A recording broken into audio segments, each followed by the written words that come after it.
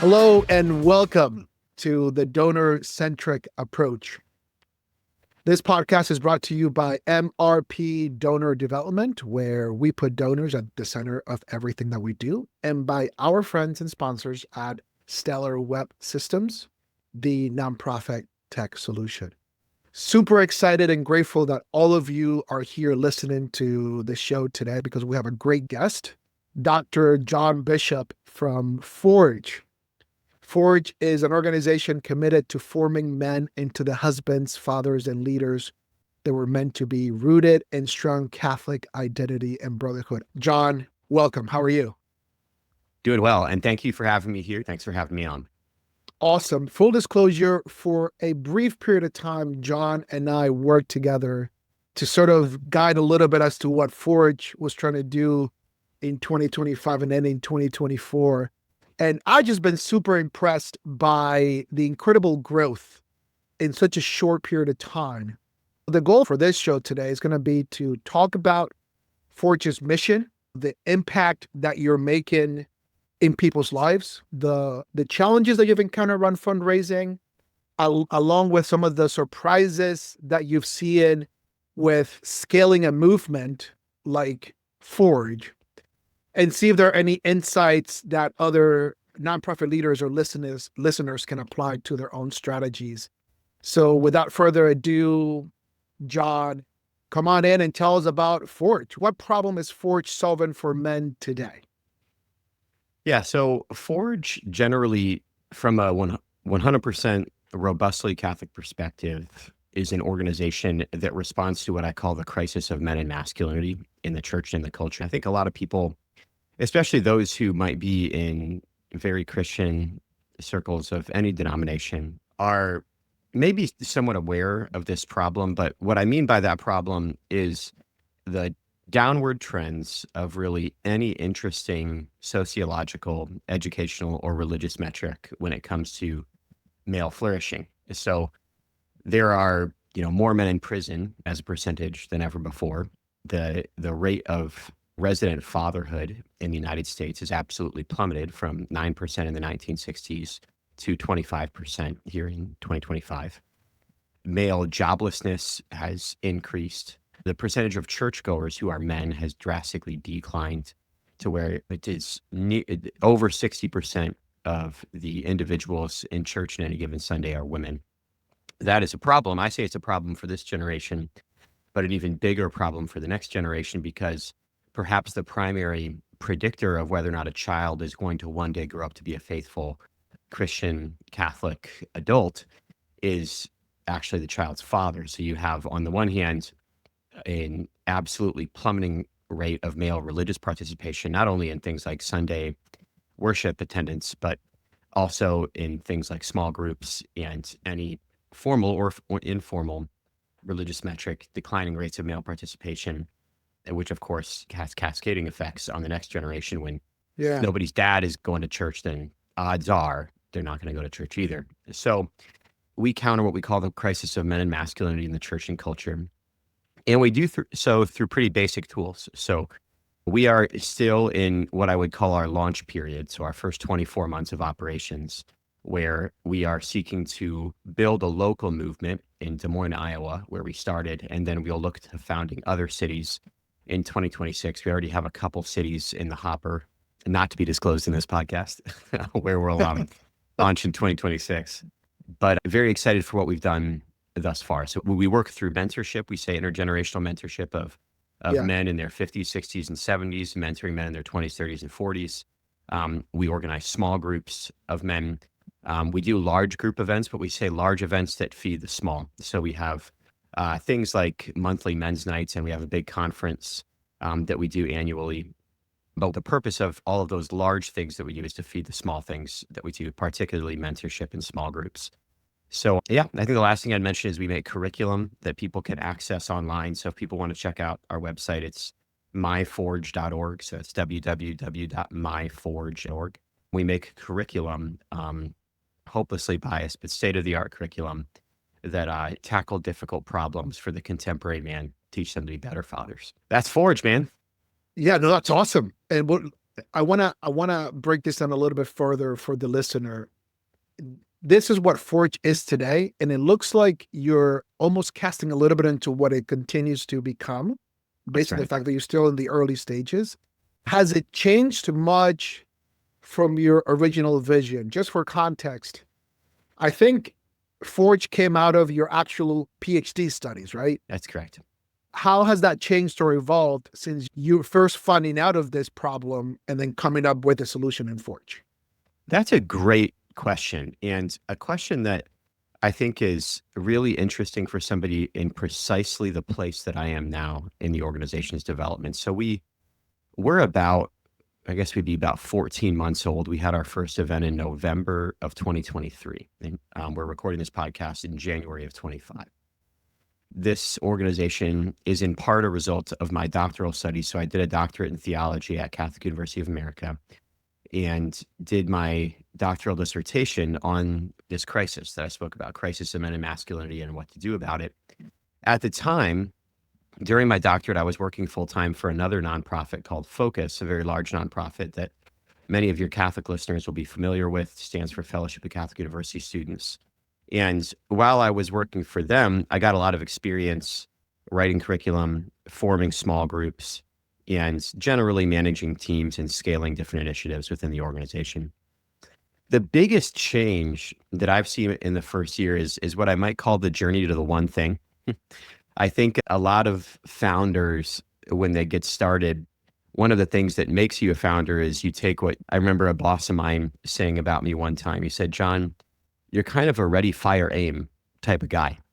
And I'm good at getting out there. I like Yeah. starting things. I've founded a lot of things in my life. But the downfall, I think, of many founders, and at least my downfall, is that sometimes you have trouble kind of honing it in. I think I did a pretty good job. I must have gone through 15 iterations of my business plan before we ever even launched. At the beginning, I said, okay, Forge is fundamentally going to do two things. We're going to create great content, kind of like a publishing house would. Mm-hmm. And we're going to be like, focus on the family in that sense. Dr. James Dobson's organization. We're going to make amazing, robustly Catholic and professional content that serves the family with a strategic emphasis on men. And then we're also going to have a movement. And those two things are going to synergize with one another. I remember in my very first board meeting about 13 months ago, my board members kind of pressing on that and saying, I think you need to be one or the other. You can maybe do both things, but one has to serve the other.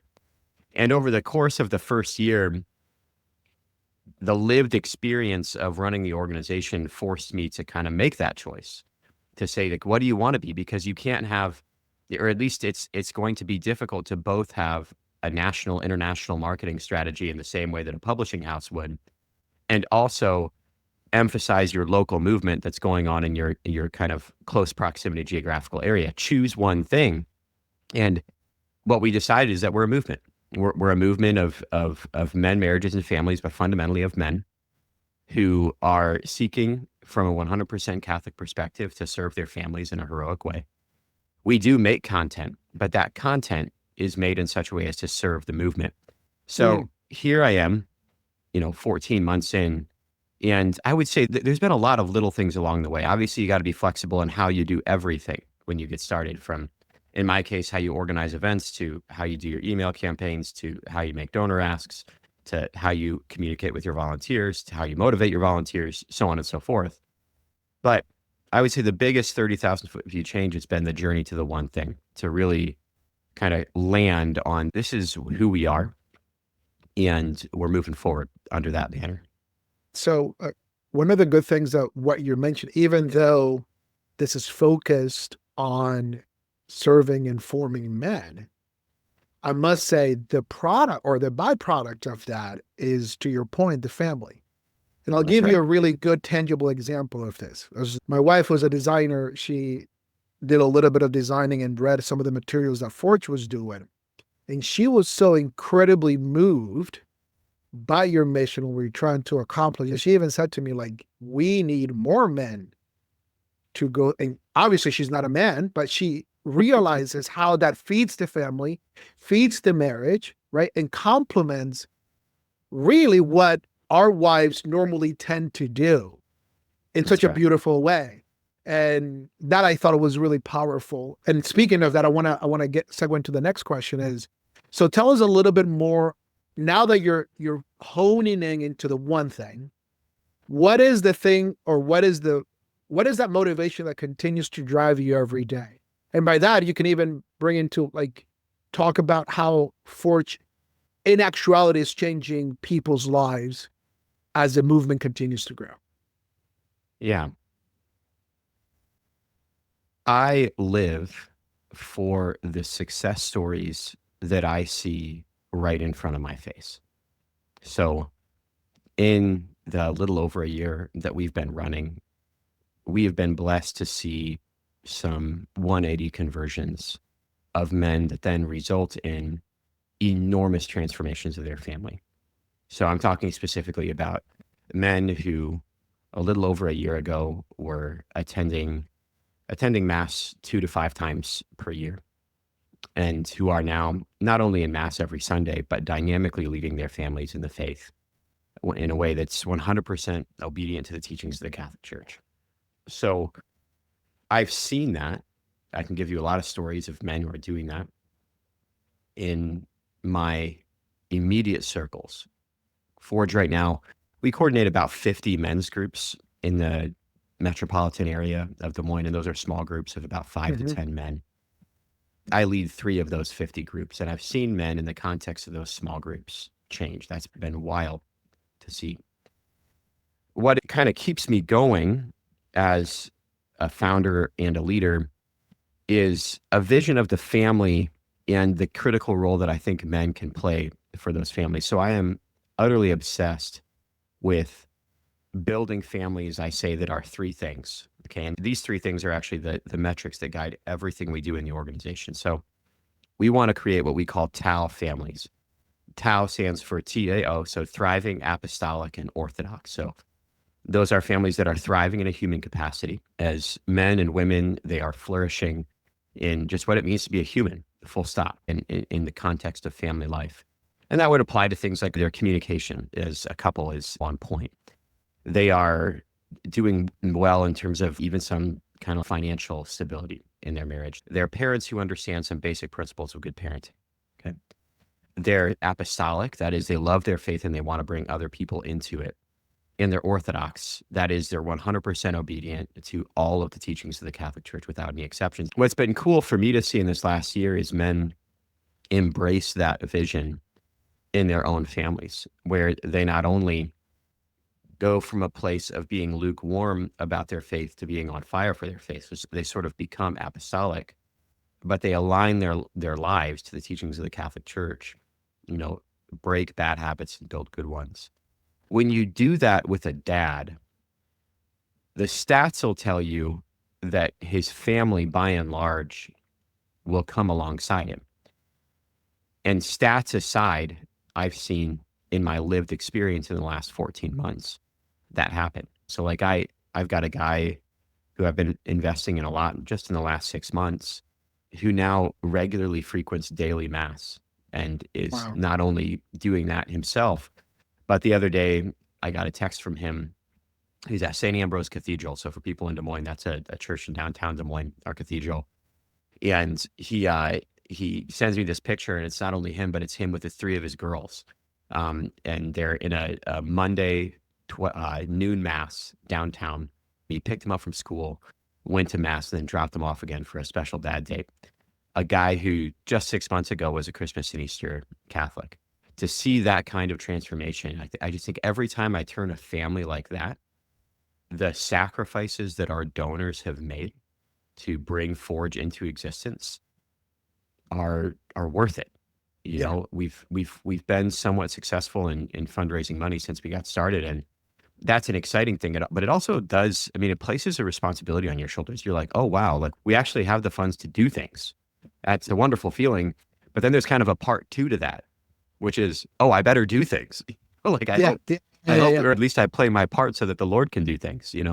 And I tend to think that anytime you do that, there's kind of an incalculable good that is brought into the world. When through the mercy of the Lord and his grace, you've been an instrument to create what we call a TAO family, that is a thriving apostolic and orthodox family. That's what keeps me going. Yeah, you know what's really interesting? What you mentioned is, I think, one of the key areas where a lot of nonprofits and a lot of ministries struggle in the early stages, which is clearly articulating what they do at the different levels. So, like, obviously, you have the vision for the ministry, right? Here's what we're going to do. We're going to form men, right? And then you go down into like the mid level, right? We do that by creating tile families, right? And then you can go down into the singular level. We've got one of many stories, of course. We've got a guy who didn't go to church and now goes to church on a regular basis throughout the week, not just on Sundays, right? So one of the things that I always tell ministers and nonprofits is that sometimes we don't let our donors know what their generous support can do. Instead, we tell them what we need. And that's backwards, right? Because if you can articulate, here's what your money can do at the different levels, because I'm sure you've encountered this. You have different donors who like different things. There are visionary donors. There are Yep. donors that are more like, hey, I need to know everything before I commit. And there are donors who are really moved by the heart, right? Like, hey, tell me about Tim or tell me about Steven, and then go from there, which actually is a good segue into the next part. You mentioned you have really been blessed in the way that you've been able to raise funds. What's, if you were to put into maybe one or two categories, what's worked well for Forge thus far? Yeah. Well, I think I should lay a little bit of context here first to kind of describe my journey into the funding of the Yes. organization. Okay. I have a little bit of a unique background that was mostly helpful, though in some ways brought a particular kind of growing pain as Forge started to grow. I am not new to a certain kind of fundraising. So, like I said, for many years, actually 8.5 years prior to founding Forge, I worked for an organization called Focus, and individuals in that organization fundraise the whole of their own salaries. Okay. So I had fundraised my salary for 8 years, and that primarily came from about 80 to 90 people who gave a certain amount of money every month, $25 to a few $100s a month. And that was great. By standards within Focus, we were very blessed. I was a gifted fundraiser we had done well in that regard, in the sense that the Lord had provided what we needed to sustain more or less a middle class existence so that we could continue forward with our work. I then founded Forge, and I had a baseline going in where I had about 65 or so people who said, "Hey, I liked what you were doing in Focus, John. And now that you're going to go out and do this new thing for Forge, we really believe in you, and we'll continue on in supporting whatever it is that you're going after, and we'll support this new mission." I went into the founding process with a certain number of donors in the bag. We then made some pretty big goals. And in terms of what we wanted to do during our launch period, we considered this initial launch basically our first push for fundraising, to do some pre-launch things like get a website up, get a little bit of money in the bank account so that we could kind of cover health insurance and stuff like that. Focus had covered for us before. And then we wanted to make our first curriculum, which was actually a $100,000 expense. During 2024, we wanted to make two more curriculums. So all together, we had a part-time employee in there too, a few other things. All together, the pre-going public expenses and then our expenses through the whole of 2024 were right around $600,000. The salary, those 65 people giving me a little bit of money every month, weren't going to get anywhere close to that. Sure. So then there was this whole other kind of fundraising that I didn't think that I could amass enough people to give me $75 a month to cover that kind of bill. So then I had to kind of enter this territory, which I had zero experience with, which is asking for at least a little bit of larger gifts, and so we expanded that giving pool from about 65 people to about 120 people. And most of the new people that came in were people who were giving one-time gifts. Some of those one-time gifts were $1,000, $2,500. And then we had 4 people that gave gifts between $30,000 and $50,000 to $30,000 and $100,000 to get that started. So we had one donor that gave $100,000. That was Right. very helpful. I felt like I was entering kind of like a whole new zone of fundraising when I started talking to people like that. Our biggest donor is a man who's worth, you know, hundreds of millions of dollars. And I could just tell the first time that I sat down with him that he was approaching donor conversations in an entirely different way. He's a very generous person. He's giving to hundreds of Yeah. organizations. And the skill that I kind of built as a focused missionary of sitting down with a couple usually and asking them for $100, $150, $200 a month was very different in comparison to sitting down and asking somebody for a $100,000 gift.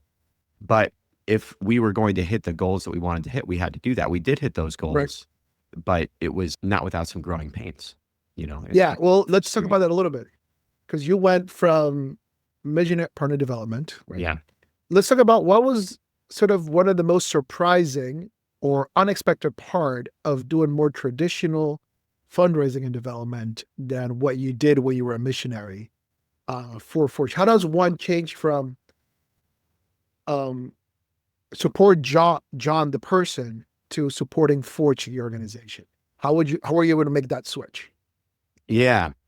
Well, I would say that switch is still in process. I think we've probably 80% made that switch, you know, where most of the people who are giving money to Forge conceive of themselves as giving money to Forge. But there's Yeah. still people out there that would say like, oh yeah, I'm supporting John and Caitlin Bishop and whatever they're doing, you know? So most people are giving money now to Forge. And I think that for me, one of the most helpful things has been to give donors a flavor, a little bit of a taste for what Forge is doing. So I'm very, very blessed, but I think a lot of missionaries are probably blessed in this way where most of my donors have the ability to come to Forge events. They can rub shoulders with the actual on the ground work that they're doing. Yes. Okay. And I think that perhaps the best thing that I've done to get more donors is to invite as many people as I possibly can to the outreach events that I'm doing. One of the biggest surprise donations that I received was a man who came to a monthly event that we did with Forge, an event that was geared towards men in their 20s and 30s and building them up as fathers. I invited him to the event, actually not knowing that he was a man of means, but he really enjoyed the event and then invited me over to a cup of coffee and started the conversation with a $25,000 check. And that was, I mean, first off, just kind of floored me because I was still in this phase where I'd never really received donations of that size before. I was, you know, and I was kind of surprised, you know, that this person was even a man of means at all, you know, and could have the potential to make that kind of gift, you know. But giving all of my donors kind of a taste for what Forge does, inviting them in. I also would say that one of the difficult things about making that switch from smaller monthly donations to major gifts is when I had a team of people that gave me a certain amount of money every month when I was working for Focus, I related to a lot of those people in a pretty cut and dried sort of way. I had a rotation that was about 12 months long. I'd try and have a certain number of hits with them. Some of them would blow me off, and that was kind of okay, Yep. you know, to each his own. I'd try and have some meaningful touch with them at least once a year. We'd try and touch them 3 or 4 times with newsletters and things of that nature. On the major giving side, I have found that the relationships that I have with donors are so utterly unique to that donor. You said something like this at the start, almost that you kind of just have to have a tailored approach donor to donor. Yes. You know, like if I were to consider our 10 largest donors, I have a mission this year that for our 10 largest donors, we're trying to increase the amount that they're giving by 50% each. Okay. And I think, well, I'm optimistic that we can do that. But the way that we're doing that differs donor to donor. For You know, sure. like some of my larger donors, it's like almost counterproductive to send them anything in the mail. They'll just get annoyed by it. It'd be like a withdrawal from the emotional bank account, you know? And really what they want to do is they want to have a meaningful conversation once a year. That's just, it's like everything goes into that once a year conversation, you know? I have some donors, you know, that really like a thoughtful email. Others that just like they might be older and they never really emailed like all that much throughout the whole of their professional life. And they kind of just get annoyed by email, you know, and it seems like it just varies quite a bit. And so I think that guys who have been in the major giving space for a long time, they're not surprised by that at all. Yeah. They tailor the giving approach to the individual giver. And playing in that space has been a kind of a growth exercise for me. But the reality of Forge, which is also the reality, I think, for the majority of nonprofits, is that probably 50 to, I should do the math on this exactly. I would bet at least 50% of our donations come from 6, 7 donors to the organization, maybe more like 60%. And so it does make it is kind of worth your time, so to speak, to tailor an approach individually to donors who are of a certain magnitude, you know, and that might seem cold. It might also just seem like sort of strategic prioritization, Yeah. in the funding of the organization, doing it in a way that frees you up to be more mission minded. That's been a growing pain for me as I've stepped into that space of engaging major donors. Yeah. So at least I agree with you in the startup, and you're still in startup mode in a way, Yeah. if not more than 60%, right? Come from a few number of donors. But I think what you said was key. And I often say this when I'm meeting with people in the development space, right? So there's fundraising, the acquiring of funds, right? And there's a development aspect of it, right? Which is now developing those relationships and doing the appropriate stewardship of the relationships. I say this quite often. You want to look at it as each donor being its own individual campaign.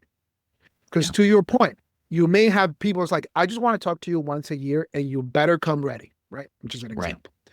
There are other people who's like, if I don't hear from you every 2 months, your gift is in jeopardy.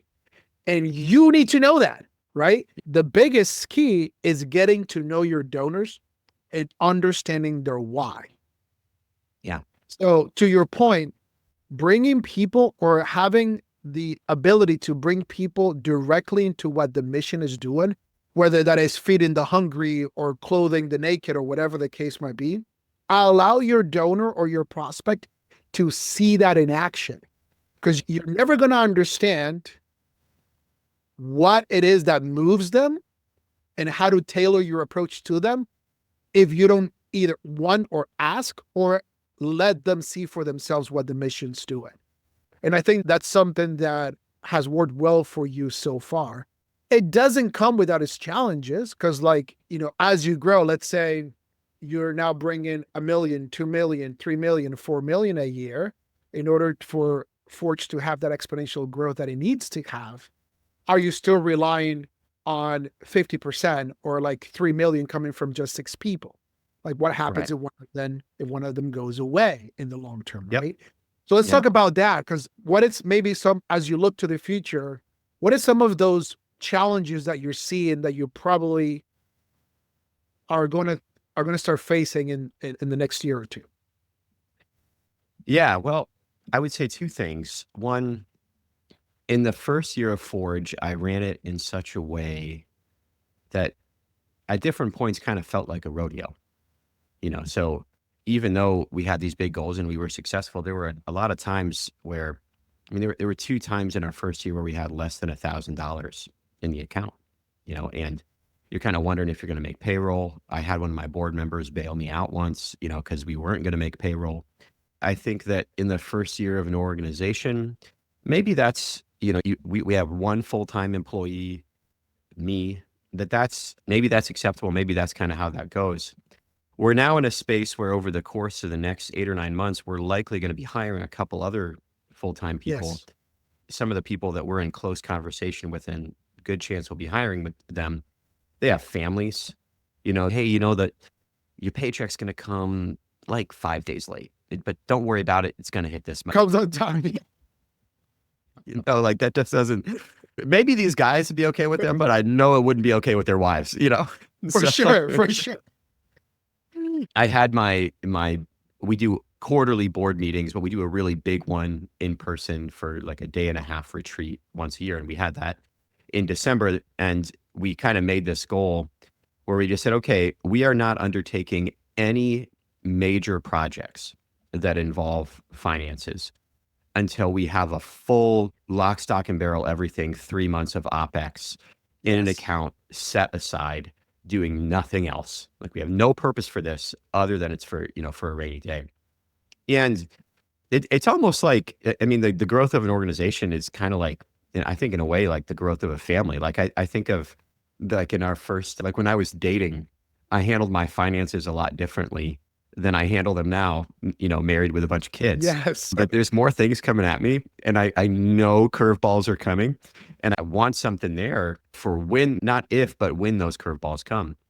And so we've had to shift focus there a little bit. Like I've got a great board, and that's maybe the best thing that somebody who wants to run a great organization in the startup phase can do, is just get some people who are better than you at this on your board. And it just really ups your game. So they pushed me in that way. And there was one project in particular that I kind of wanted to be executing on in January. And they basically said, no, we're going to put that project at the earliest in March. And we want you to go out and find another 30 or 40K, not for that project, but for this fund here before we move forward. And that's been, a change as the organization grows and matures to just kind of hit a point of sustainability there. It's a lot more peaceful way to live. I'll tell you that. Yes. When you hit at least a basic point of having funds in reserve, stability as you go forward. So there's been some growing pains there. I don't know when this will happen. It might be a year or two out, but looking at what it would be like either part-time or full-time to take on somebody who's doing development. If you take this individualized approach, instead of 6 or 7 major people, we have more like 12 to 15, which be a lot healthier for us. And another 10 prospects. Right. That Another are 10 not correct. It's a lot of relationship management, and staying on the ball with that is obviously critical for the provision of the organization. If you're a founder, especially of a nonprofit, of a mission, you've received something sacred from the Lord, which is a calling to do something. And the relationship between that sacred calling and the funds is also a sacred thing, because the funds are basically the way that you protect your ability to exercise the mission. And if you don't have the funds, the mission falls apart, right? Yes. So there's really funding in the same way that, like, I talk to fathers a lot, all right? And so like I say to fathers frequently, your mission to provide for your family is a sacred mission that you have received from God. It's not like something that you do on the side. This is actually something that you ought to, in a holy way, take great pride in, to make sure that the mission of your domestic church, your family, carries forward and flourishes. It's not the centerpiece, but if you don't have this piece, the centerpiece falls apart, right? So as we go forward here, keeping those relationships strong is critical. And there's some parts of those relationships that I'm sure I will always be involved with. Yeah. I have 2 donors that I acquired in the first year, major donors. One is a CFO of a major publicly traded company. And when I sat down with him and received the first gift, it was about a $30,000 gift. Very, very meticulous guy. He says, look, you're a startup. I've dealt with a lot of startups before. He's very sophisticated as a donor. And he says, here's how I'm going to do this. We want to make a $30,000 contribution this year and a $30,000 contribution next year. That's going to come in the form of 8 gifts. They'll be given to you quarterly. And before you receive each gift, I'd like to receive a written summary of how your organization is doing with respect to the metrics that we talked about today. He's a CFO. He's meticulously organized. That's how he wants it done. You just told me. Yeah.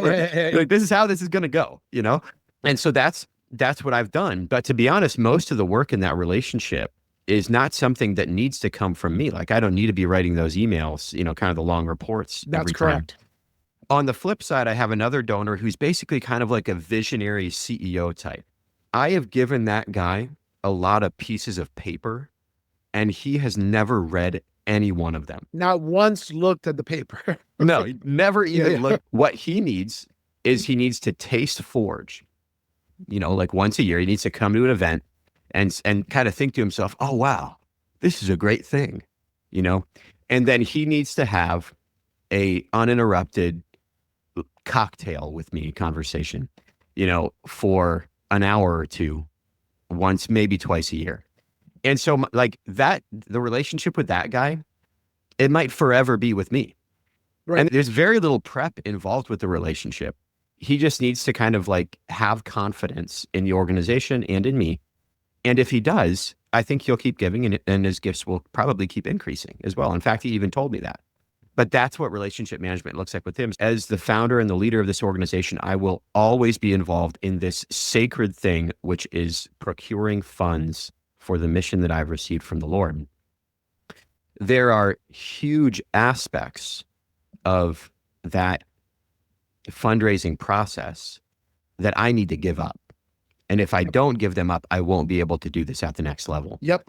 You know, Yep. the big thing for me. And you're picking up two things that I wanted to mention, because what's going to happen is you're going to continue to acquire donors. People are going to experience Forge, and we discussed this, right, in the small groups, and they're going to be like, my life's changed. My personal life has changed. How do I give back, right? And they might want to have a conversation with you. One of the things that's coming to mind that wasn't the case when you and I were working together is now you have people in the pipeline to help you with different aspects. That can do one of two things for you. And I think that anyone listening in a similar position can do something like this. One is it's either going to free up time for you to continue focus and managing this big relationship, which is you need to focus on, right? Or you can offload some of the things that you shouldn't really be doing. Because one of the things that's really difficult to manage is like a dance is between guiding the ship, what's programs doing, what are we trying to accomplish, what are our goals for the year, and funding the ship, right? Right. Fueling the ship. How does that work, and what takes precedence over another thing? And they both need one another. A lot of money without vision, it's never going to happen. Or if you don't have a clear path or clear programs and executions to take place, then you're never going to raise the money either, right? So we raise the funds. I always tell people that the development officers raise the funds so that the program directors can spend it. Yeah, yeah. Right. And in the startup mode, as you know, you're both, right? One of the things that you could do is start these emails or the quarterly things that you send to your monthly donors, or even one or two appeals a year to send to anyone that receives a newsletter. Make sure that you're aware of what's going on. But let other people handle that for you so that you can be mentally freed up and have more awareness of what's going on with your major people, right? That's one thing you can do. Or focus more on the programming and bring other people to help you in the programming so that you can have more of a strategic conversation about, okay, this is what we're doing this year, but here's what we can do next year and or the years after that, right? Again, they don't have to be development directors. You can use the team around you and maximize their ability to help you raise some funds. The job of every person on that team is to make the company money. From the person cleaning the floors all the way up to the CEO is to make the company profitable. So if you look at that same sort of aspect in the nonprofit space, is like, okay, how do we secure revenue and funding for our mission? Because to your point, our mission is worth it. That's the bottom line. If we don't believe that our mission is worth it, we might as well just close the doors and just go home and never do this again. But because that moves us, everyone in the organization should be thinking, at least at this level of startup still, how do we bring funding or how do we secure funding to the organization? Does that make sense? I think that's 100% the case. And it's also, I want to circle back to a point that, the procuring of funds for the organization does place upon, it's really exciting when it works out. Like every time I get a big gift, it's a great day. There's something thrilling about it for sure. But then there's that second wave emotion that comes, which is just like, oh, wow, like I better conduct myself and lead my organization in such a way that when I'm before God at the end of my life and I say like, yeah, God, I fundraised so much money. I don't like, I think he'll be, I did it virtuously and there'll be something good about that. But I think he'll be more interested in like, okay, so yeah, what'd you do with it then, And what I really feel now, given that we did have a strong first year, and through his mercy, I think we're going to have a much better second year, is kind of like looking back at the first year and say like, what do we need to cut? Like what was a waste of our time? When I certainly suffer from the whole founders syndrome thing to some degree, where I just kind of want to keep doing everything that we've done before, because after all, it's easier. And I have little parts of my heart that are attached to everything that we've done. But there are some things that we kind of just need to stop. Like we experimented with doing some parish missions this year. Parish missions are great things, but they didn't really contribute to the one thing in the way that we had hoped that they would. And so, you know what? We're not doing any parish missions in 2025 because they didn't really work, Right. And for me, having the humility to kind of let go of the things that I thought were good ideas, but that turned out to be, frankly, waste of time and waste of money, and stay lean is really critical, it So matters. really, really, really good. And by the way, we can spend a whole hour talking about the Yeah, intricacies of breaking into the parish market, but that would be for a different conversation. But sure. as we come to an end, this is an exciting time for Forge. I think even when you encounter challenges or when you encounter surprises, everything is exciting because of where you are right now. If there's one piece of advice to nonprofit leaders who are trying to grow donor support overall, from your perspective, what would that be?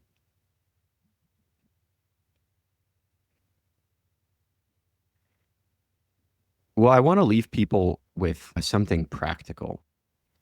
So I'll say something visionary, but I'm going to land the plane in something very practical. At the level of the visionary, be utterly grateful for the funds that you receive and communicate that gratitude.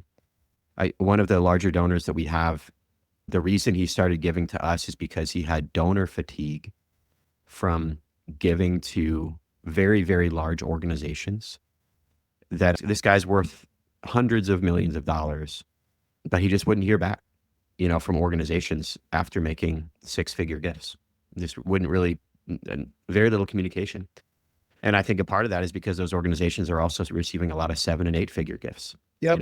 So communicate gratitude, and more substantially, be grateful, for you. None of these donors owe you anything. They do it, out of the generosity of their hearts. But then I'll close then by making this practical and almost strategic. You start cultivating your next gift the second after you receive the first gift. That's just so how that works. Like Yep. I I think that you could probably predict with a fairly high degree of accuracy what a donor's second gift is going to be on the basis of how the person receiving the first gift responds in the 7 to 30 days after receiving gift one. I've missed and I've really scored on that, and I would just really, especially people who are in that first year startup phase. And I've done this well. I also did it poorly on one occasion. And there's at least one donor that I lost this year because I received the gift. It was in an incredibly busy time. And if I had just taken 30 minutes to write a heartfelt note, include it in a letter, send it, or maybe even drop it off personally to his house and give him a thank you, I think it would be different, whereas the people where I took the time, you know, immediately after receiving the gift to just clearly in a personal way express gratitude, those guys are increasing their giving, and so Yep. something to keep in mind. No, for sure. And I think that's a good one to close on because a heartfelt, genuine thank you goes a long way, right? Like Yeah. you're not reaching out to your donors. You're being genuine. You're not reaching out to your donors because they want new friends. You're reaching out to your donors because, to your point, they did something that they didn't need to do. Nobody made them do it. So for you then to not thank them properly is a miss 100%, right? We always talk about believes plus relationships equals funds. Yeah, you can believe in your mission however you want, but Hmm. if you don't build those relationships, those funds are never going to come, or at least it's not Yeah. going to bring them. So, John, I just wanted to thank you immensely from the bottom of my heart for being on the show today. You are someone who I look up to and I honor because I don't know that I would do what you're trying to do. And that's just a huge blessing to me, just to know you. I'm sure it's a blessing to our listeners and a blessing to so many people who are going to encounter Forge going forward. If you can repeat for us where they can find Forge or more about Forge, that'd be great. Yeah. So find out more about Forge at www.myforge.org. That's myforge.org. Check it out. The courses are fantastic. Love to get you on those. And also, I'd, close with a little bit of shout out. Orlando did not pay me to say this, but we were in a spot fourth quarter of 2024 where I was feeling disorganized, kind of wondering how we were going to close out the year. And I just did a number of phone calls. I paid Orlando a fee that frankly deserved a lot more to help us through that time. And got some great counsel from him. And we not only met, but we exceeded our goals for fourth quarter 2024. Prior to getting together with Orlando, I would say we were behind schedule. So definitely for any of you guys thinking of engaging Orlando and his services, we have been the beneficiary and it was worth its weight in gold. So thanks so much. Thank you Orlando. on that note, I'm going to say donate to Forge, find out more about it. If you're not in the Des Moines, Iowa area, you just heard here that they're expanding, reach out to them. Maybe it's your city, maybe it's not. If you want to find out more about what they do, please go check them out. If you want to find out more about what we do, there's going to be a link at the bottom of the show. You can also always go to mrpdonordev.com, DONORDEV, as in donordevelopment.com. Schedule a free call with us, and we'd love to meet with you. Thank you for listening. Thank you, John, immensely. Have a wonderful and blessed day. You guys are the best. And remember, keep all of your donors at the center of all that you do. Take care.